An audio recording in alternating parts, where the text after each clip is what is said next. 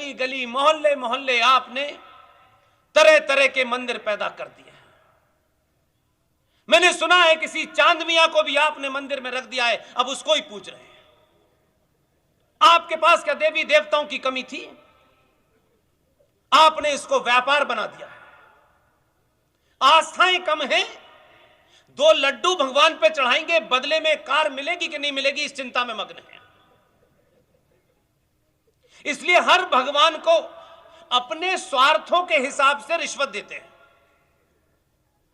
बेटा पास हो जाए तो 500 रुपए का प्रसाद, और अगर तुमने भगवान पास नहीं किया तो फौरन दूसरे भगवान के पास, और उस भगवान से कहा बेटी की शादी हो जाए तो भंडारा। आप रोज भगवान बदलते हैं, इसलिए भगवान आपकी सुनता नहीं है।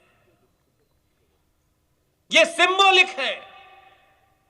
मंदिर आपकी आस्था के केंद्र हैं। आपका विश्वास जब यहां से कमजोर होगा, कोई भगवान आपकी मदद नहीं करेगा। आपने जब अपने हीरो को चुनने की कोशिश की तो यह नहीं सोचा था कि यह पटेल होगा या कड़वा पटेल होगा। आपने सोचा ही नहीं। आपने अपने स्वार्थों से ऊपर उठ के जब आदमी को चुना, वो पूरी दुनिया में आधा आस्तीन का कुर्ता पहने घूम रहा है। फैशन डिजाइनर कहते हैं ये तो सोचे नहीं था हमने कभी। इसलिए आप कुछ भी ऐसा नया करने की आवश्यकता नहीं है। पहली और आपकी मेरी आपसे विनती है, थोड़ी देर के लिए, कुछ सालों के लिए अपने निजी स्वार्थ, अपनी जाति, कुछ नफा नुकसान को छोड़ दीजिए। 700 सालों में करोड़ों करोड़ों हमारे नुकसान हो चुके हैं, आस्था के केंद्र जा चुके हैं, हम बिल्कुल हवा में खड़े हैं। आपको मुझे एक मौका मिला है। मैं 1947 में नहीं था, हजारों लोग 1947 में नहीं थे, लेकिन इतिहास आपको एक मौका दे रहा है। एक क्षण आपको मिला है कि इस 2022 के भारत में आप अपना रास्ता चुनिए, अपना काम चुनिए और उसको पूरी तन्मयता से, लगन से उसे आप अंजाम दीजिए। जिन्होंने 1947 से लेकर के महापाप किए हैं, उनको आज यही देश के लोग कब्रों से निकाल करके हिसाब पूछ रहे हैं। उनके वंशज मानसिक रूप से इतने दिवालिये हो गए हैं कि आलू से सोना बना रहे हैं, गली गली घूम रहे हैं, मोहल्ले मोहल्ले घूम रहे हैं, मंदिरों में सर पटक रहे हैं, लेकिन पूछ रहे हैं तुम मंदिर बड़ी देर से आए हो बेटा। हमने पहले ही एक आदमी को भेज दिया है जो मंदिर स्थापित कर रहा है आजकल, इसलिए तुम्हारी अब जरूरत नहीं है। ऐसे लोग परेशान हैं और हम उनके बारे में नए नए रोज तथ्य आते हैं।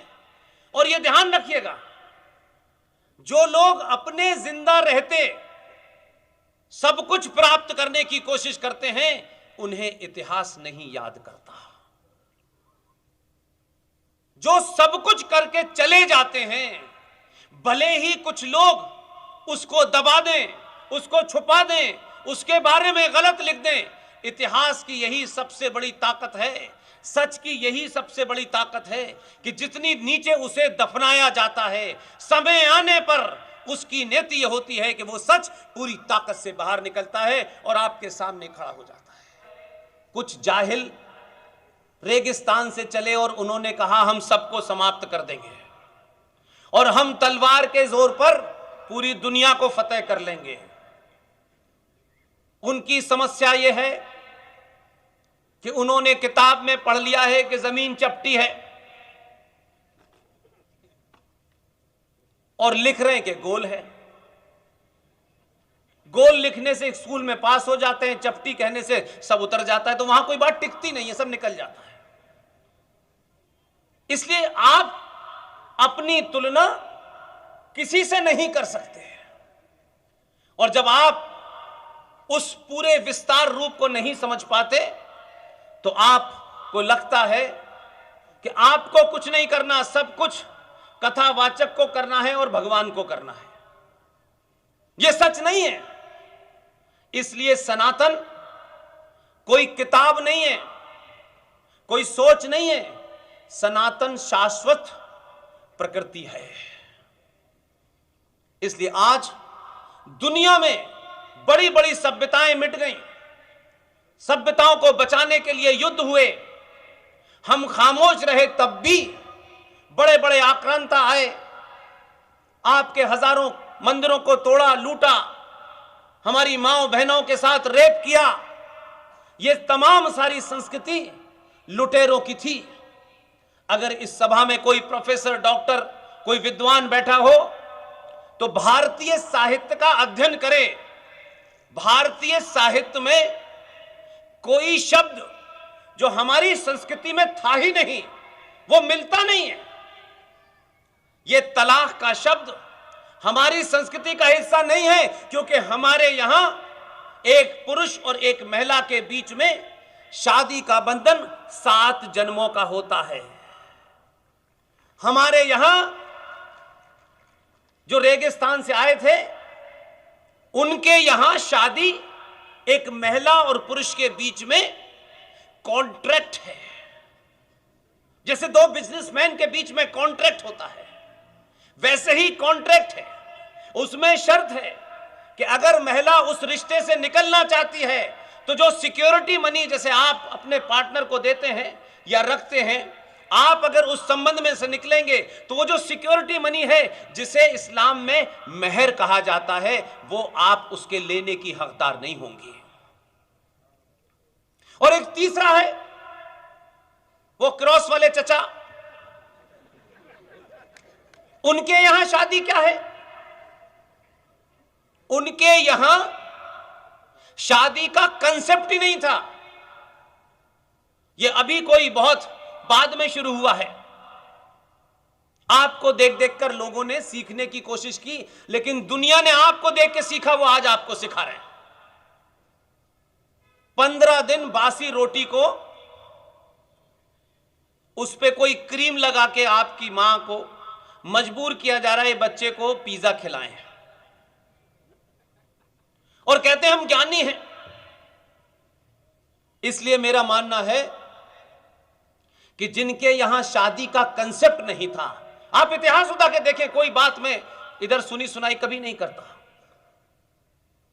उसके अंदर एक महिला और एक पुरुष का संबंध किसी सुख प्राप्ति के लिए होता था।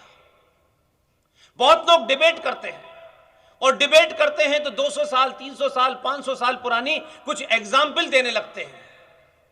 ये धरती 200-500 साल पुरानी नहीं है। टाई वाले अंकल सेम जब पैदा हुए थे तब ये धरती पैदा नहीं हुई थी, बहुत बाद में आए हैं वो, उनको कुछ पता है नहीं। लेकिन हमारी और हमारे बुजुर्गों का दोष ये है कि हमने अपनी ताकत को, अपने उन आदर्शों को नई जनरेशन के सामने इस तरीके से प्रस्तुत किया है कि वो बच्चा हीन भावना का शिकार हो गया है, और उसे लगता है कि ये कोई बड़ी डाउन मार्केट चीज है। ये जो कम्युनिकेशन होना चाहिए था, जो हमारे परिवारों में था, वो समाप्त हो गया है। क्योंकि हमारी माओं को सास भी बहू सीरियल देखना है, पिताजी को पैसे कमाना है, बेटे को गर्लफ्रेंड के साथ घूमना है, मेरी बेटी घर में अकेली क्या करेगी? कोई संवाद नहीं है आपके बीच में। आप इसी को आधुनिकता समझते हैं। कपड़ों से और भीड़ में भागने से आधुनिक नहीं होते। जो लोग हजारों साल पुरानी संस्कृति को इसलिए नहीं कि उससे आगे नहीं बढ़ना है, वही जड़ है, जो जड़ को छोड़ देते हैं वो जिंदा नहीं रहते।